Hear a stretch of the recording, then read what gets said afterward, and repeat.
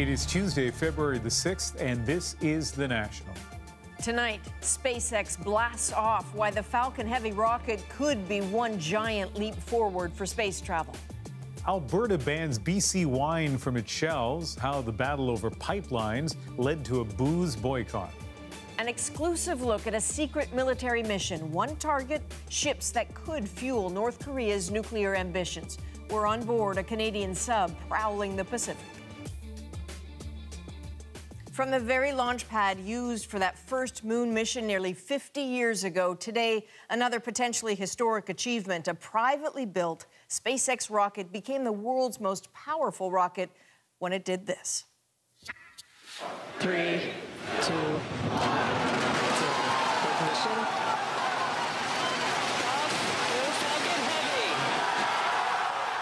And with that, the triple rocket called Falcon Heavy also became a potential stepping stone for the mission to Mars.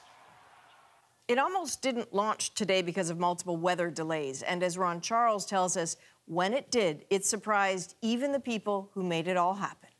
So much could have gone so wrong with this test flight. 4, 3, 2, 1. But the world's most powerful rocket did not explode into a giant ball of flames on its maiden launch, a real possibility, warned its creator. Instead, Falcon Heavy's 27 engines shone brightly, roared skyward, and awed people on the ground. Dozens of engineers and rocket specialists at private spaceflight company SpaceX spent years working towards this moment. It didn't end there. 2.5 minutes later, and 61 kilometers up, Falcon Heavy's 3 reusable boosters started separating from each other to head back to Earth. Just 5 minutes after that, 2 of them landed on the ground in tandem, science fiction style. The third had the more difficult task of landing on this drone barge in the Atlantic. It didn't make it.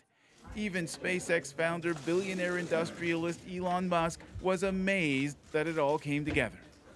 I'm still trying to absorb everything that happened because it seems surreal to me. Spaceflight experts who watched the launch lauded the achievements. Well, this is a demonstration of rocket power that can take humans away from this planet once again, something we haven't done since the last Apollo mission in December of 1972. Rocket test flights typically include a payload simulator, usually a weighted disposable metal box with sensors. In a bit of facetious cross-promotion, Musk, also founder of electric car company Tesla, used his own cherry red Tesla Roadster. Fitted with live streaming cameras, it carries a dummy named Starman, dressed in a SpaceX-designed spacesuit. Musk is hoping the car travels in orbit around the sun as far out as Mars for millions of years to come. Ron Charles, CBC News, Toronto. What we all just witnessed today was math in motion, and a private company taking on what NASA can't, what no government anywhere in the world can do. So let's look ahead. What does today's launch mean for the future of space travel? And I can't think of anything more exciting than going out there and being among the stars. Today's launch makes it clear the billionaire dreamer is also a doer. The Falcon Heavy, more than a vanity project, although there is surely some of that to it. What's the purpose of sending a car to Mars? There's no point. Obviously, it's just for fun. After a few years of over-promising and under-delivering, the 2017 launches of the smaller Falcon 9 proved to the world that Musk had not only figured out the engineering, but the business plan. Build the rockets, launch them, recycle them. So bring the cost of space travel down and open it up as a market for new clients. Think of this as a commercial sector in low orbit. But great ideas attract competitors. Laura Forzik is a space consultant and is keeping track of who is chasing Musk. There are a few companies that are competing with SpaceX. So here in the States, we have ULA, United Launch Alliance. You have another private company called Blue Origin, which is owned by Jeff Bezos. Outside of the States, you've got in Europe the Ariane groups. And then, of course, NASA has its contract to build the SLS, the Space Launch System. Russia and China both have projects, but their progress is murky in details. This isn't a terrible development for cash-strapped NASA. it now has options. A Falcon Heavy can go to the moon, it can go to Mars, but it also can go to the space station or to other space stations in the future. And why, if you're not an astronaut, would this matter? Might as well ask an astronaut. Your power grid, your cell phone, your traffic control. People are using it way more than they realize, and that infrastructure costs money. And we're going to have to update, maintain, get smarter how we put that infrastructure in space. But doesn't that mean trusting in the ethics of those commercial industries? Well, I don't think that question is unique to space. That's across the board, that we trust our industry. And sometimes I guess we have government policies in order to help them make the right decisions. But I just wouldn't have any reservations. Elon Musk also has a plan to launch hundreds of small satellites for global connectivity, and his plans for them are still a little bit in progress. So if he is successful, then who does police all of this? Well, great question. You know, ethics on Earth are complicated enough. There are some safety regulations in place, but it's a balance. You know, too much regulation could stifle industry before it really gets off the ground. All right, let's turn now to a Canadian industry, one that's caught in the crossfire of a trade war. Alberta upping the ante in its standoff with British Columbia today, announcing if BC won't take Alberta bitumen, then Alberta won't take BC wine. We will not let the government of BC hold Alberta's and Canada's economy hostage and jeopardize the economic security of hundreds of thousands of working families across this province and across this country. So, Alberta's bargaining chip, a boycott on BC wine, retaliation against a British Columbia proposal to review the oil spill risk from Kinder Morgan's Trans Mountain pipeline expansion. Alberta's premier has called that move an unprovoked and unconstitutional attack. She's already called off talks with BC over a massive energy deal, and British Columbia, well, it's not backing down either. Carolyn Dunn now on the collateral damage of this trade war. Brian Enzer of Shepparton Estate Winery had visions of expanding his market in Alberta to being standard on liquor store shelves. That is until today, when the Alberta government hit that business plan where it hurts, right in the Pinot Noir. I think it's kind of a loss for both provinces, and I think everybody should maybe sit down, have a glass of wine, and come to a reasonable compromise. Good luck. This trade war has been escalating for more than a week since the BC government proposed new oil spill regulations that would restrict increased shipments of diluted bitumen by rail or pipeline. BC insists it has a right to protect its land and water. In a statement, BC Premier John Horgan said, "I urge Alberta to step back from the threatening position. If Alberta disagrees, they can make that argument in the proper venue, in our court system." But BC's proposal would effectively put the kibosh on the Trans Mountain pipeline, which is supposed to put $1.5 billion in Alberta's coffers every year. So Rachel Notley is hell-bent on immediate retaliation for what it calls a betrayal of trade agreements and confederation by BC. And she's urging Albertans to join her fight. Next time you're thinking about ordering a glass of wine, think of our energy workers, think of your neighbors, think of our community, think about our province, and maybe choose some terrific Alberta craft beer instead.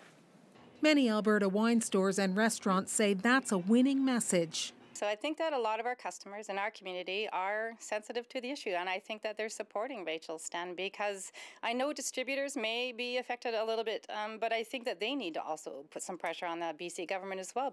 And Alberta is promising more pressure to come. Retaliation on industries that will hurt BC with less impact on Alberta, like wineries. Carolyn Dunn, CBC News, Calgary.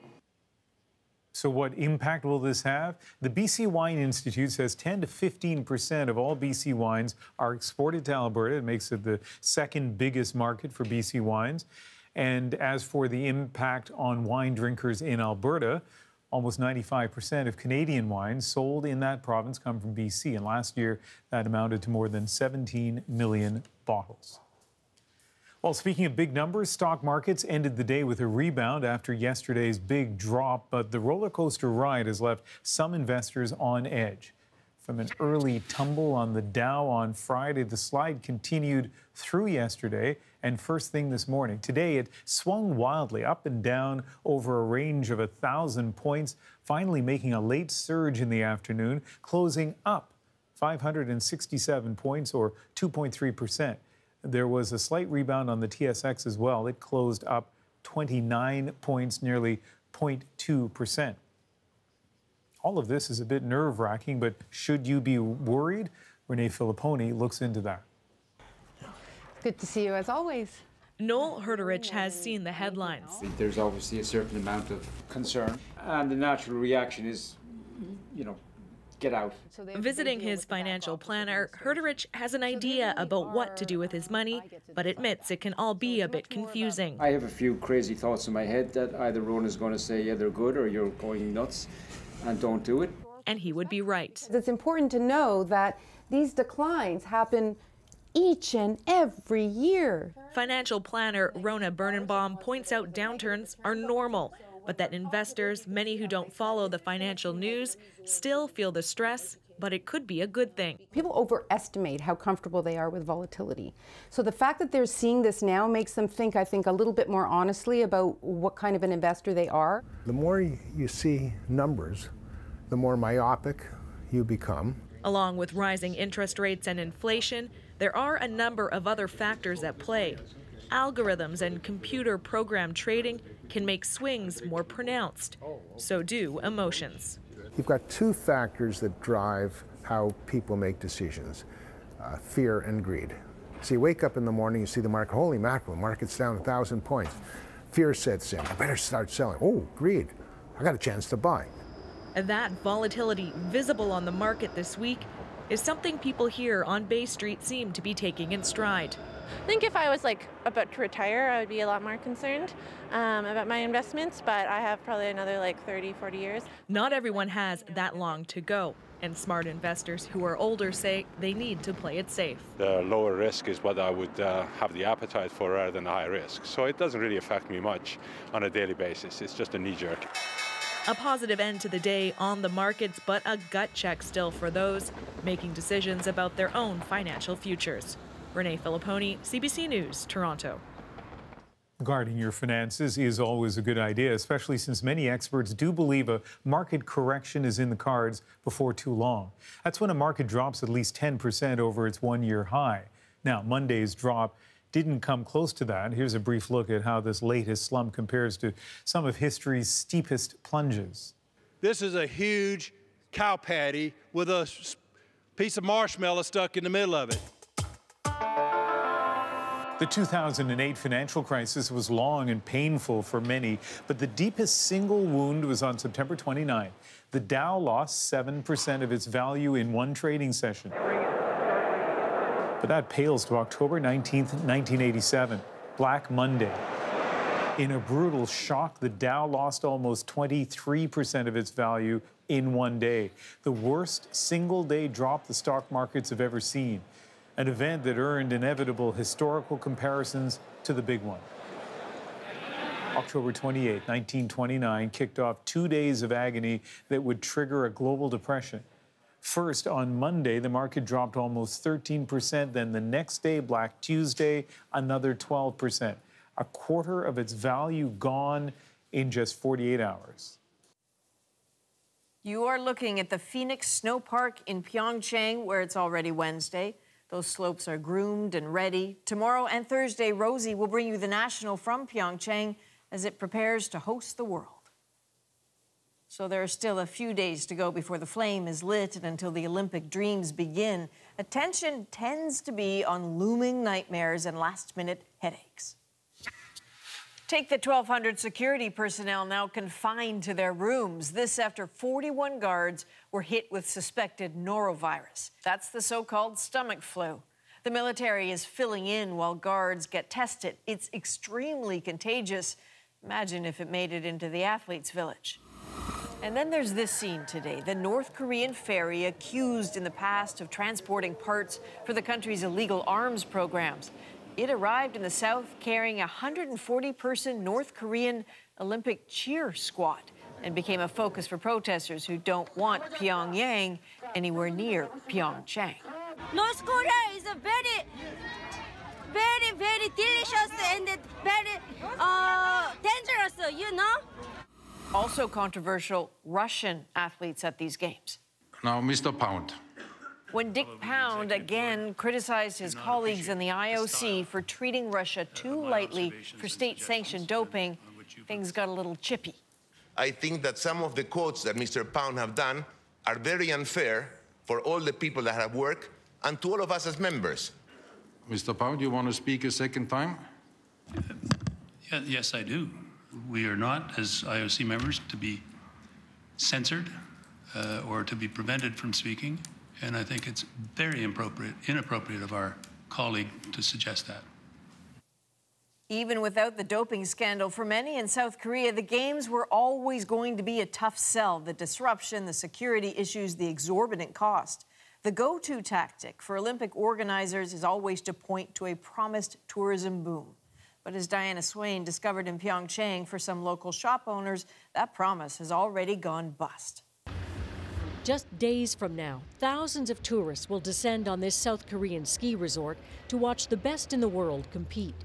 But they won't get to the hill without seeing this. Local business owners claim the Olympics is killing them. You can't miss their banners hung all over town in Korean and English. Business owners here normally rent skis and snowboards to tourists, but claim 2 years of Olympic construction slowly drove people away. And 2 weeks ago, the organizing committee shut down the hill to all but Olympic athletes, effectively ending the rental season. Jung Chung Lim, who once imagined the Games would be a financial windfall, says he wants to support them, but can't. We desperately want to get help, he says. This is the only way of doing it because no one is listening to us. That's why we're out on the road. Inside their makeshift protest tent, Jin Chung-yun listens to the others. The irony of all this, perhaps the thickest for him. When Korea last hosted the Games in 1988, he was a nationally ranked judo athlete in grade 9, among those chosen to carry the flame in the torch relay. What's normally here? 30 years later, he shows us his rental shop. He says he usually has a waiting list for lessons this time of year. It's embarrassing to show you now, he says, telling us he hasn't touched anything since the last day of business. What's the point, he reasons. He had 10 employees, most of them ski instructors. Only 2 are left to help run a space he's converted into a coffee shop. Business is slow. I was just thinking the other day, he says, how proud my parents were that I carried the flame. Now Korea has the Olympics again here in Pyeongchang where I live, and I think, what am I doing protesting? But I need to survive. I need to protest what's happening. Then he tells us his father died a month ago. Some moments need no translation. Can you confirm that no compensation has been offered? If that's the case, why not? There are ups and downs of hosting the Games. Lee Hee-boom, the president of the organizing committee, tells me. He confirms he's seen the protest and is aware those converging on Pyeongchang are seeing it too. We would like to apologize for the inconvenience, he concludes. I think this can be resolved before the Games start. And so they get an apology of sorts and maybe a hint that compensation is coming, words delivered from the warmth of a news conference on the other side of a security fence. Nobody in this tent gets to hear it. They're still busy taking rotating shifts at their protest, watching the Olympics get underway from the other side of the street. Diana Swain, CBC News, Pyeongchang, South Korea. From the Korean peninsula to the deep waters of the Pacific. Tonight, we have an exclusive look inside a secretive mission, specifically on board a Canadian submarine deployed in one of the most volatile parts of the world. Our David Common got some very rare access. Take a look. On this voyage, busy time begins with darkness. Sonar officer has a submarine. 5 down, 10 meters. We are sneaking up on the warship right now. At this point, I suspect that he doesn't know where we are. David's exclusive report is just ahead on The National. And we're also going to take a closer look at a question being asked in Quebec tonight. Why aren't parents allowed to fly with their sick children when they're being transported in an air ambulance? And it was already too late for me to say goodbye. He was already so sick when I got there. So,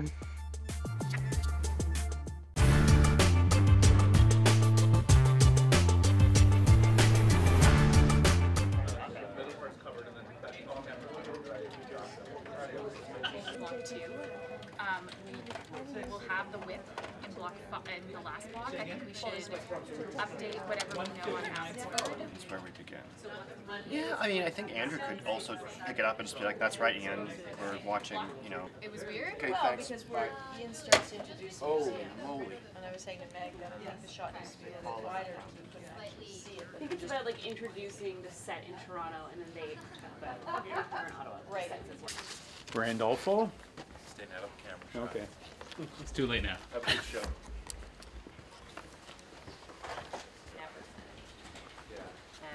it's just, I understand there's.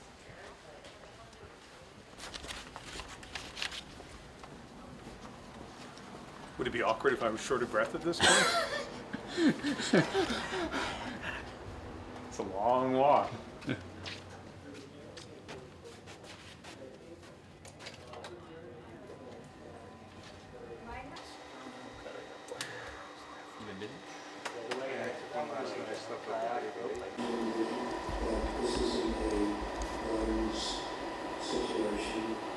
So, according to the president, not a gun situation. Let's bring in Keith Bowens in the Washington Bureau. And Keith, let's talk about the reaction in the United States to mass killings like the one we just saw. I keep turning my head because, again, it's the... it's hard to... Well, it's just when I'm standing here, the right, what is, like, to me, that right edge of the camera cuts off the words. 5, 4, 3. It is Monday, November the 6th, and this is The National. You'll notice some things are new tonight, including the fact we're coming to you from 3 cities.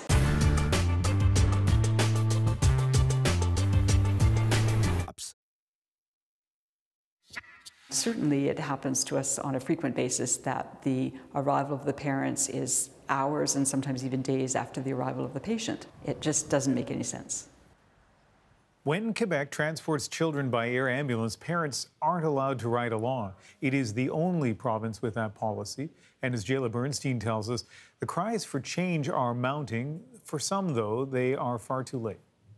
I mean, it was the worst 12 hours in my life. When Catherine Hudon put her son on an emergency flight from Chisasibi to Montreal, she didn't know that he had a brain clot, and that when she finally reached his side 12 hours later, it would be too late. And it was already too late for me to say goodbye. He was already so sick when I got there. So, 10 years after Mateo's death, the policy hasn't changed, and it particularly affects the province's remote Indigenous communities. In northern Quebec, we're at the easternmost in the region. For example, if my son were to be sent out by Challenger to Montreal, I would have to wait almost 24 hours to get to him. It's not fair for us to be treated that way. The Canadian Pediatric Society agrees. It calls the policy archaic. For whatever reason, it's been decided that you need to come to Montreal for specialized care.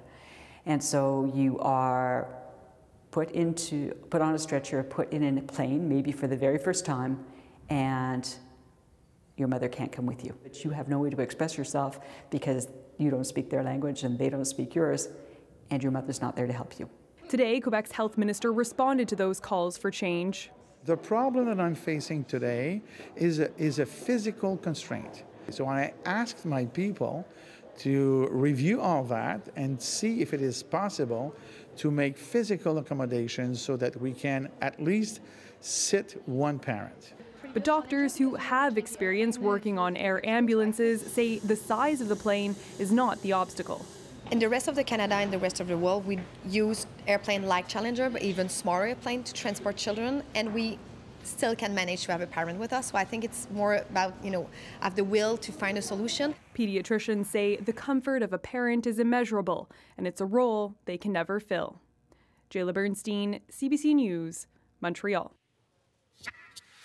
Aside from emotional support, there are practical reasons for a parent to travel with a child on an air ambulance. Parents can provide health history details that may not be included on medical records, and it gives parents the chance to consider treatment details and sign consent forms. After the break, our exclusive look at an underwater surveillance mission. David Common takes us on board a Canadian submarine prowling in the Pacific. Sonar officer has a submarine. 5 down, 10 meters. This deployment shows that we can operate those submarines away from home and to have a strategic effect.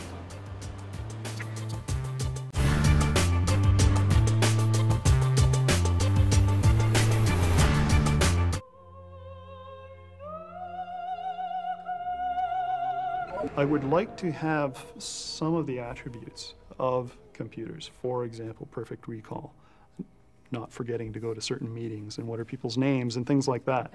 Sean Morgan is a software consultant from Calgary. He says he wouldn't be first in line for, say, computerized eyeballs, but he'd be right up there. Sean says that in the next 10 or 20 years, we'll all be able to get implants to improve our memories, our endurance, and brain power. We'll not only be more powerful, we'll be more efficient. I see a gradual evolution as our electronic appliances, our personal computers, digital organizers, cellular telephones, wristwatches, as they become smaller, that we'll end up being wearing more and more electronics. At some point, as they become smaller, it'll be just more convenient to have them implanted, like the chips that are available now for dogs, where you can implant an identifier for the dog. If that was the identifier for an individual, you could go up to the bank and wave your hand over the sensor for this chip and not have to type in your PIN number. It would also mean that anybody could find me. They could track me like a dog. Exactly. So that's why these are important issues to discuss. And what do we do about protecting this information? What information are we actually giving out to people? Are we getting there? Our machines are beginning to look more like organisms. And our organisms, as our understanding of them improves, are beginning to look more like machines. So regardless of research directly into things like plugging computers into your brain, the trends are in that direction. But why open Pandora's box? It's already open. It's too late to put all the demons back in. But Arthur Croker thinks it's the demons we already have that are driving this desire for wired flesh. We're really speaking about the consequences, the ethical consequences and moral consequences of a split culture and split bodies. We're talking about a culture of profound cynicism. But just to play devil's advocate here, the phone was a wonderful invention. The next step now, it seems, in the phone is to have one implanted in your head. Why not? Why not have a cell phone in your head? It could be an improvement. Yeah, why not? Who needs a head after all? Why not have 4 heads and 4 telephones? These are completely bubble-headed fantasies that can only come out of a culture that prides itself on reinventing the self continuously. You know, really, a culture from beginning to end is deeply nihilistic in character and has all the enthusiasm and madcap kind of happiness about that, but also deep loneliness and deep sadness. I enjoy being a human very much, and I enjoy being alive. I would like to live so long because I cherish the experience of being here. Randall Kuhn loves life so much he wants to live forever. He's a doctoral student in psychology at Montreal's McGill University. When his body gets old, he wants to move his mind into a computer. The only downside is that right now, to scan his brain, he'd have to carve it up. But someday, he thinks scientists just might figure out a way to make it happen. It's called mind uploading. Uploading is not sucking the essence out of my brain, it's replicating my brain. It's a replication of the brain and all that essence. So why do it if you're going to die? Well, in that case, you wouldn't die because your copy would be in the computer and it would be alive. But then I have no more flesh, I have no body.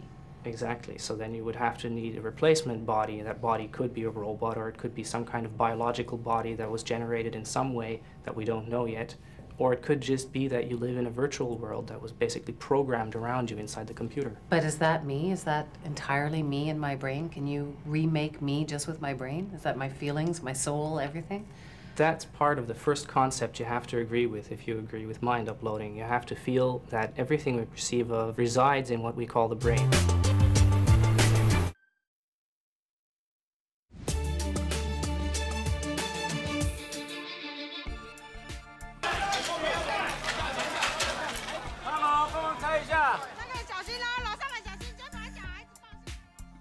On the National tonight, 2 people are dead after an earthquake on Taiwan's east coast. The 6.4 magnitude quake collapsed some buildings. Several others were left tilted, including a military hospital. More than 200 people are injured. Well, let's bring in Johanna Wagstaff, a seismologist who's with me in the Vancouver newsroom. And Joe, often when I think of damaging earthquakes, I think of magnitudes of 7 or higher. This one was a 6.4. You're right, Ian, and magnitude 6.4 is still a significant earthquake, but it was the fact that it was so shallow and so close to a major coastal city that we saw so much damage, just 10.5 kilometers beneath the surface. And these shallower earthquakes tend to be more damaging because when those rocks break, that energy has less distance to travel to shake the ground and buildings above. About 350,000 people would have felt strong shaking, and aftershocks will continue for days, if not weeks, that will also continue to shake the ground. Another interesting factor, liquefaction was probably at play here. That's when shaking can turn soft soil into a sort of mud, which amplifies the shaking. And it's these moderate-sized earthquakes at a shallower distance, closer to cities, that we actually worry about here on the west coast of Canada as well, Ian. We sure do. Thanks, Johanna. You're welcome. The hosted Ontario broadcaster TVO is firing back against sexual harassment allegations made by a former mayoral candidate. Without naming Steve Paikin, Sarah Thompson claimed in a blog post that she was propositioned for sex at a lunch meeting. In a Facebook post titled "My Turn," Paikin called the accusation 100% false. He writes, "To say I was gobsmacked by the allegations in her email is the understatement of my life." He says TVO did the right thing by calling in an independent third party to investigate this mess, and I welcome that investigation. Sadly, in this day and age, too many people are going to believe the lie, especially when it comes to this subject. Also in Ontario, Patrick Brown is breaking his silence. Late last month, Brown resigned as leader of the province's Progressive Conservatives amid allegations of sexual misconduct. On Twitter today, he wrote, "I am immensely grateful for all the support expressed to my family and myself. #MeToo can be a tool to lift society, and I applaud that effort. False allegations, however, undermine that good work. The truth will come out. Thank you to all." Far away from the Olympic spotlight, a clandestine mission has been underway in the region. It includes a Canadian submarine deep in the Pacific within a few days' sail of the Korean Peninsula. This deployment was planned a year ago, but now has new significance given the tensions over North Korea's nuclear program.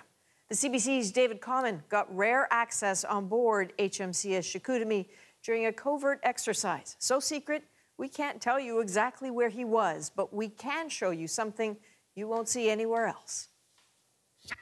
All right, we'll take first. All right, team, so this is the navigation brief. Forecast right now, winds are approximately 15 knots from the east.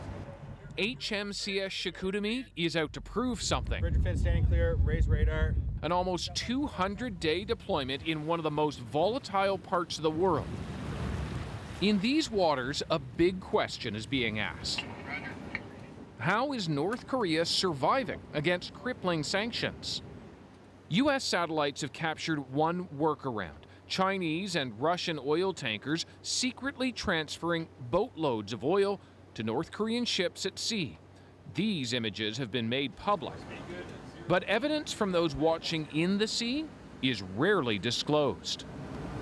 So a submarine, a Canadian submarine, and all the other ones in this region, very helpful to track some of that marine traffic, that civilian traffic, to see where it's going, what it's doing, who it's communicating with.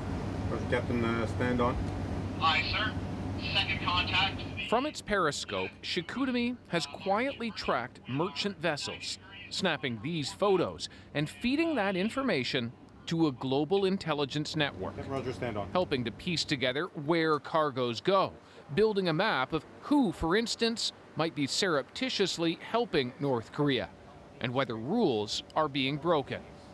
The sub's captain is Commander Stéphane Ouellette. We're always on patrol, always trying to understand what's happening around us and providing that situational awareness to our authorities. You know, a lot of Canadians either don't know we have submarines, or if they do know, think they're broken down somewhere. Lower lead shot, tower clear, 4 names on the bridgeboard. What does this deployment say to them? This deployment shows that we can operate those submarines away from home and to have a strategic effect. Unfortunately, because of the nature of what we do, we can't celebrate those successes publicly. But we're out there, we're operating much more than any Canadian can believe we are. So this is a rare revelation, one to show Canada can now operate near Japan, Guam, and beyond. Time is 0302. Though secrecy means they won't tell us anything more specific than that. On this voyage, busy time begins with darkness. Sonar officer has a submarine. 5 down, 10 meters. When a sudden contact appears on sonar. We have an indication of a warship in the area. Try to gain some intel on the warship. The control room is kept dark. Try 7 knots. To maintain night vision for those peering above. We are sneaking up on the warship right now. At this point, I suspect that he doesn't know where we are. Now we wait. One up, moving aft.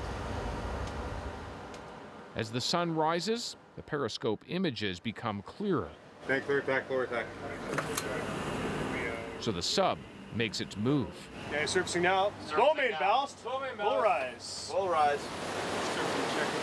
It's a French warship on patrol like the Canadians. Chicoutimi surfaces less than a kilometer away, a demonstration of what this sub can do. The captain coordinates with the French vessel from the sub's conning tower. He confirms that even though the French had known of the Allied presence in the area, they had no idea just how close the Canadians had been. Go ahead, over.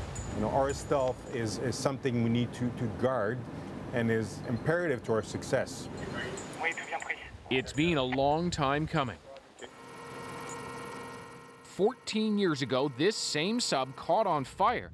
It had just been purchased used from Britain. The incident killed a sailor and led to years of repairs.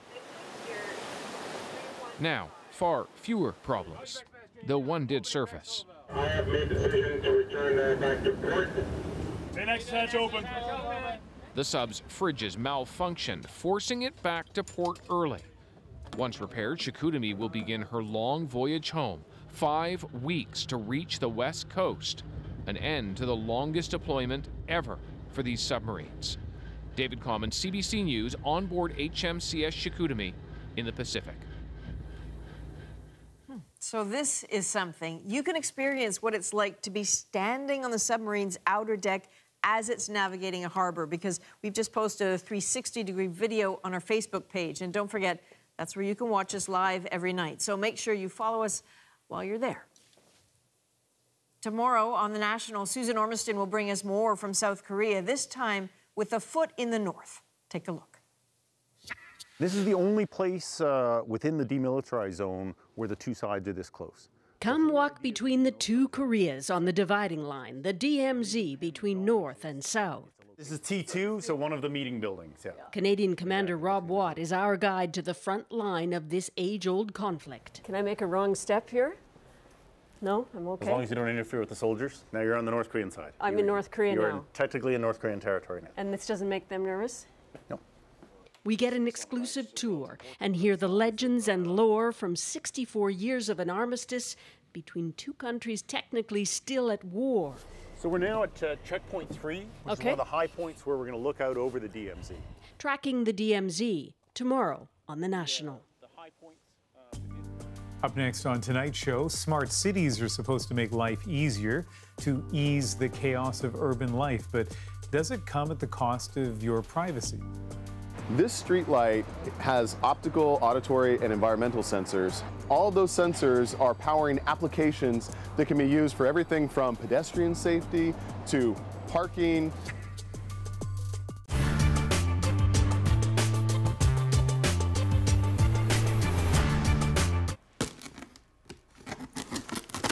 One of the very wisest of men once said, "Of the making of books there is no end, nor of the selling of them." Prizes help. The literary prize has two functions. It's an honor, and it's a way of getting good books noticed. There are some very well-known prizes. The contentious, much-hyped Booker in England prestigious Pulitzer. These prizes are the Academy Awards of Literature. The Canadian prize has been making quite a stir, too. This is the 7th year of the Giller Prize for Fiction. In that short time, the Giller has established itself as Canada's #1 glamour literary prize, a neat counterpoint to the more steadfast Governor-General's Award. The Giller thrives on glamour. The judges are eminent, the venue high class, and the publicity driven. It is the darling of the Canadian publishing industry and is most un-Canadianly high-spirited. It's fair to say that the night of the Giller party and banquet is a gathering of the cultural stars, a little chest-pounding for the literary set and the culture mavens, fancy dress, self-esteem. The Giller doesn't apologize for glitz and show, it's part of its charm. It doesn't hurt to have some high-grade winners, too. I'm pleased to announce that Alice Munro is the winner of the 1998 Giller Prize for her short collection, The Love of a Good Woman. So far, the winners have included the reigning aristocrats of Can Lit. Besides Munro, Margaret Atwood and Mordecai Richler, to name a few eminences. I take it that this great painting on the wall is the person for whom Absolutely. This was Doris in all her glory. The Giller story is sad and happy. Doris Giller was a lively, vigorous literary journalist who passed away in 1993. Jack Rabinovich, her husband, decided to keep her name alive in a way that would honor and please her. Hence, the Giller Prize. Stylish, first class, and impossible to ignore. It has a very simple focus. Select the best author, the best book, period, paragraph 30.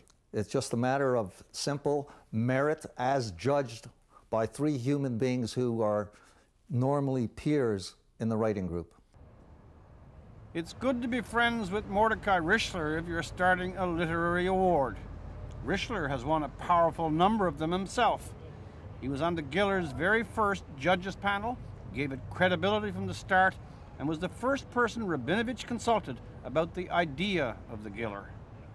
I warned Jack foolishly that it would take 5 or 6 years before anyone paid any attention. Yeah. And of course it took off immediately, and it was a huge success to Steam. And a lot of it was due to Jack's enormous generosity and to that very stylish banquet and to the quality of the books that were chosen, I think. I mean, it's almost unique in Canada for a businessman to do this. Yeah, it is. Without any government help or leaning on any government.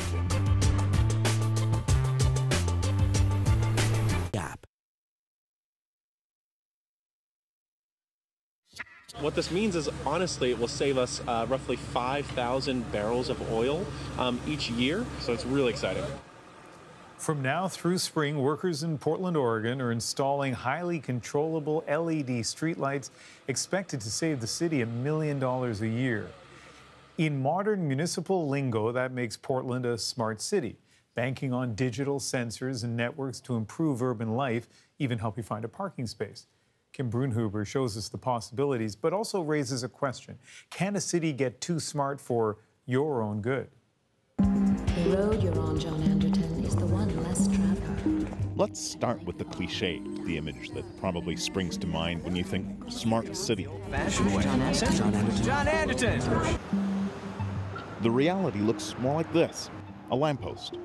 It doesn't look very smart, but watching and listening, the pigeon, obviously, but underneath it are enhanced sensors collecting data about the pedestrians, the cars, even the air. In this streetlight is a wireless connection, just like your cell phone, that connects it to the cloud and connects it to other streetlights. San Diego, known for its historic gas lamps, is now being recognized for these futuristic lamps, illuminating in more ways than one.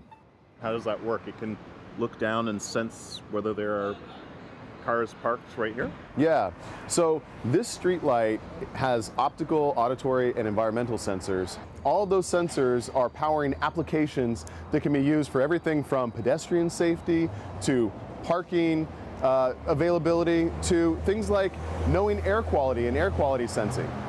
They're deploying 3,000 of them this year, which, according to Graham, will make San Diego one of the smartest cities in the world. Smart cities, we think about it as the use of data and technology to improve decision making and help people's lives. And this is just the beginning. At the world's biggest tech convention held recently in Las Vegas, you could see hints of what cities are doing to make themselves smarter. This company is rolling out platforms in 30 cities, including Montreal, that could monitor air and weather, tell garbage collectors to pick up their trash when bins are full, detect pipe leaks as soon as they happen, and dim the lights at night when no one's around. Other cities are installing sensors around neighborhoods that listen specifically for the sound of gunshots or car crashes to alert emergency responders. Instant and automated information eliminates all the confusion and allows them to respond exactly and in the proper way. I can look at my street cameras by clicking on the street camera information. By 2020, the city of Dallas will be able to use real-time data from a network of smart sensors mounted on traffic and street lights to reshape traffic patterns and ease congestion when it's needed most. Changing the traffic lights so that traffic can flow freer, being able to bring up different groups and block the traffic from going toward an accident, allowing emergency vehicles rapid throughput by changing the traffic lights and the lighting in the location. It's all about gathering and sharing data.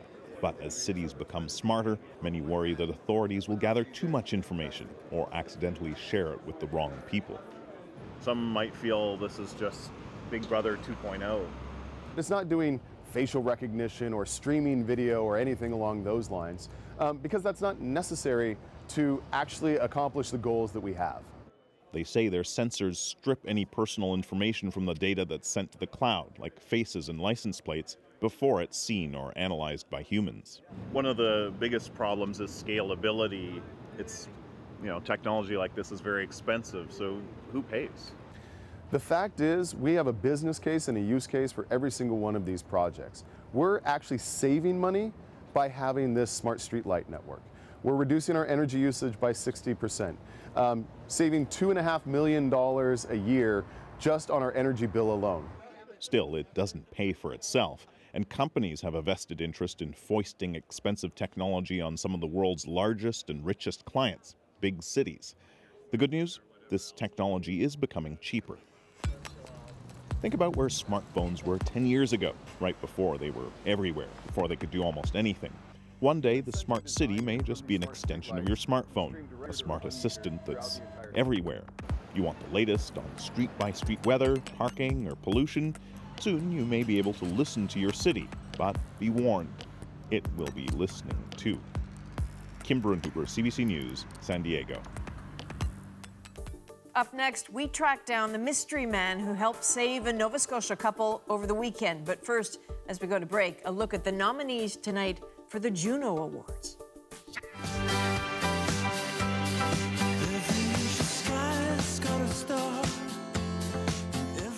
No surprise, Arcade Fire led with 4 nominations, including Album of the Year for Everything Now. But hot on the band's heels is newcomer Jessie Reyez. I'm the bad guy 'cause I can't learn to trust. Reyez also snagged 4 nominations, including Video of the Year. She is slated to perform on the Juno broadcast. I'm so done not being your number one. Some surprises, too. Ruth B. will vie for Artist of the Year for her infectious album, Safe Haven. I just wanna thank you. Amongst others, she's up against R&B sensation Daniel Caesar for his album, Freudian.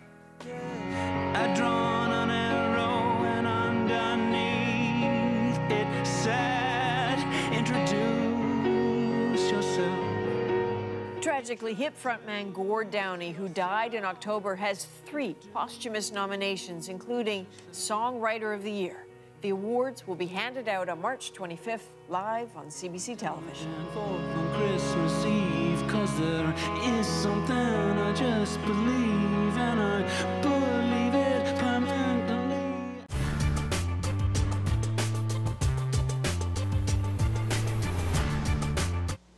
Central Ontario on an icy December morning. Rick Hansen and his tour are crossing Canada.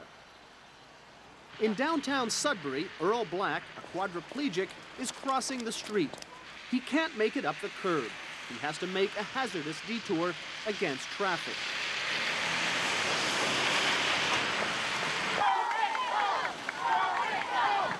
On the outskirts of the city, Hansen is cheered by hundreds of well-wishers who admire his courage and stamina. Downtown, Earl Black is defeated by the simple challenge of opening a door. It's pretty heavy. Amid all the excitement of the Rick Hansen tour, some disabled people say the day-to-day struggle of people like Earl Black remains ignored. The city core is still a hostile place for the handicapped. While Sudbury was preparing to welcome Hansen, we followed Black on a downtown tour. Wheelchairs just aren't made for snow. He tries an indoor shopping mall. The stores are more accessible, but again, there are obstacles.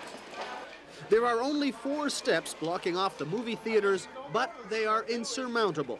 There are no ramps. In a public elevator, he can't reach the buttons. No, that's too long of a reach right there.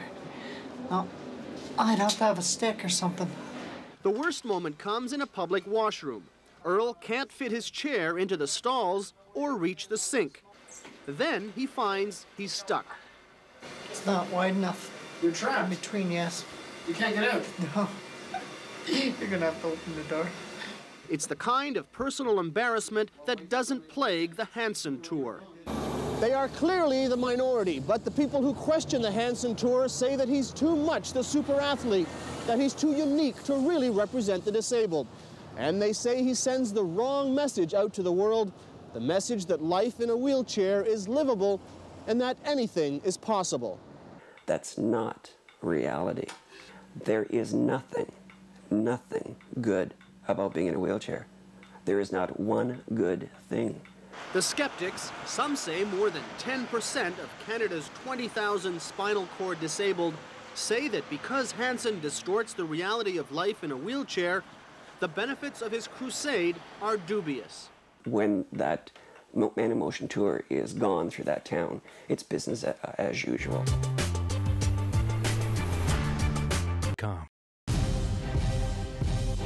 What's this? Watch this, I'ma push him back.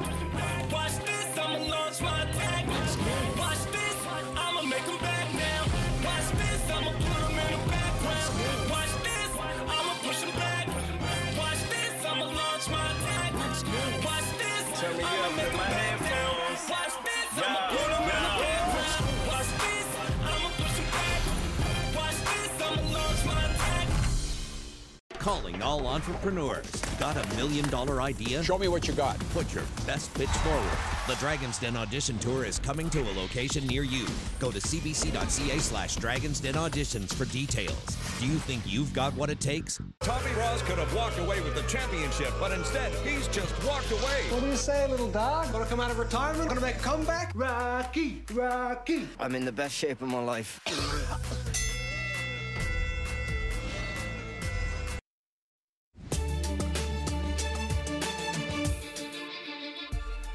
Proszę Państwa, że podpiszę.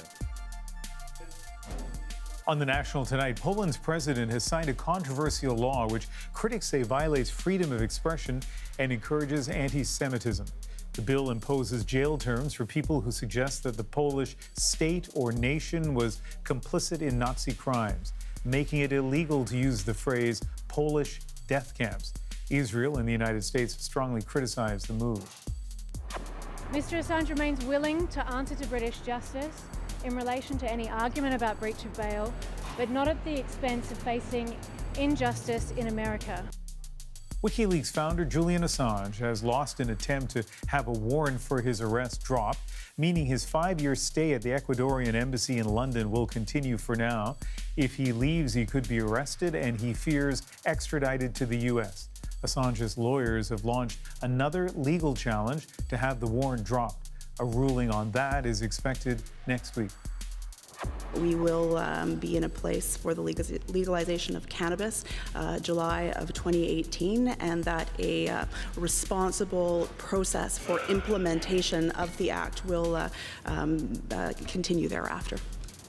And for the first time today, word from Ottawa how long that process could take, 8 to 12 weeks. That means Canadians hoping to buy pot legally this summer may have to wait until into the fall. Federal ministers made the revelations during an appearance before the Senate today, answering questions about the marijuana bill. Nova Scotia's Dalhousie University launched its bicentennial celebrations today, but marking 200 years also means some soul-searching. Just as several prominent American schools have done, Dalhousie is committing resources to explore its own ties to past racism and slavery. And as Kayla Hounsell reports, this could change how people see its famous founder. Dalhousie University marked the beginning of its 3rd century today with a commitment to culture and inclusion. The school has lauded its founder for establishing a small college by the sea that is now a national university. That decision itself was bold and visionary, spending precious public dollars on books and a college. What the school didn't want to talk about today was the panel tasked with digging into its history and looking at its relationship to racism and slavery. Lord Dalhousie then concocts this scheme.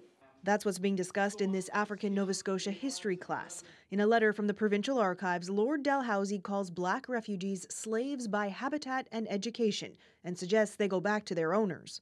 His description of them as lazy, his attempt, in a sense, to depopulate, to actually remove the Black population from Nova Scotia, I think is something that has to be acknowledged. The panel researching the past here at Dal was prompted in part by agitation and protests on American campuses, some of which were founded as a result of their involvement in the slave trade. Princeton, Yale, Harvard, University of South Carolina, University of Virginia, etc.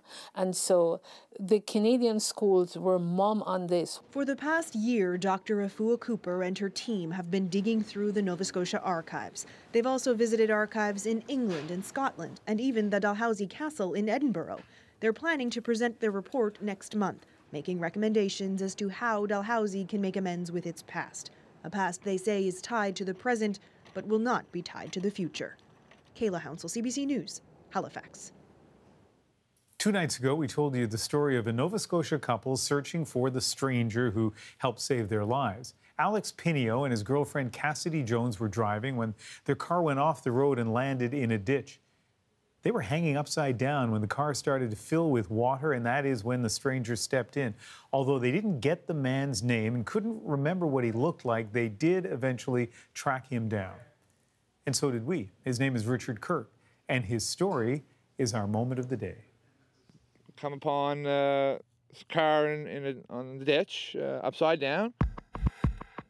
And they really started hammering on the side of the door and, you know, saying, help, help, help, get us out, there's water in here. I put my feet against the bank and my back against the car and rocked the car enough that I can get the driver's side rear door open. It was a tight spot. It had to actually help, right? Actually, I pulled the young lady out of the car, and him too, because it was, you know, just the weight of the car upside down in the water, you know. When you went home, what did you tell your wife, and what did she say? I said, sorry, I was late. I said, I pulled 2 people out of a car upside down in a ditch. So I told her the story, what happened. She goes, huh, you're a hero. This is exactly the guy you want to come to your aid when you're in trouble. And Richard also said that he wouldn't have been able to help them if he hadn't been late leaving work. I think about this all the time. I hope that if I come upon a situation like that, some unusual situation that demands an exceptional reaction, that I manage to do the right thing. And now I'll add another thing, Adrian. I hope if I do the right thing, I'm as nonchalant about it as he was. I know. Well, A, you would do the right thing, and B, I think you'd do it well. All right. Well, that is the National for February 6th. What a great story. Good night. Good night.